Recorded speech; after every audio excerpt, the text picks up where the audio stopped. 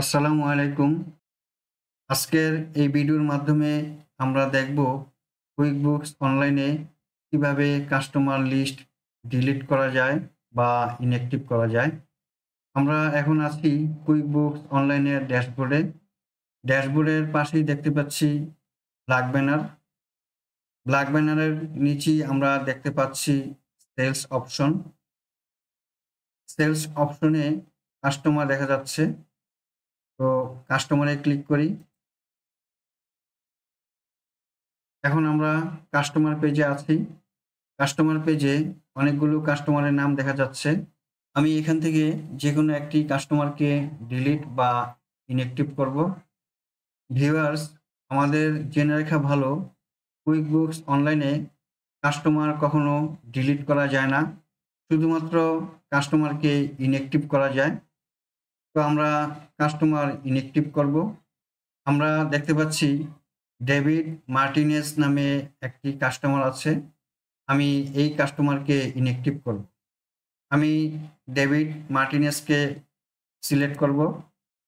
এখন দেখতে পাচ্ছি ব্যাচ অ্যাকশন। এই ব্যাচ অ্যাকশনের ড্রপ ডাউনে ক্লিক করি। এখন দেখতে পাচ্ছি মেক ইনঅ্যাক্টিভ। মেক ইনঅ্যাক্টিভে ক্লিক করি। Are you sure you want to make this customers inactive? Yes.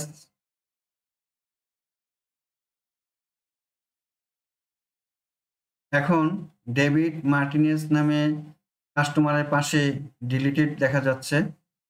আমি এই কাস্টমারকে এই কাস্টমার লিস্ট পেজে দেখতে চাচ্ছি না।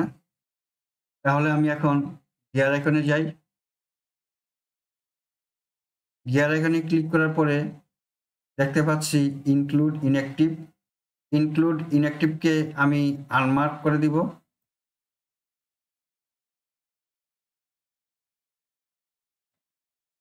এখন আমার ইনঅ্যাক্টিভ কাস্টমারকে আর দেখা যাচ্ছে না।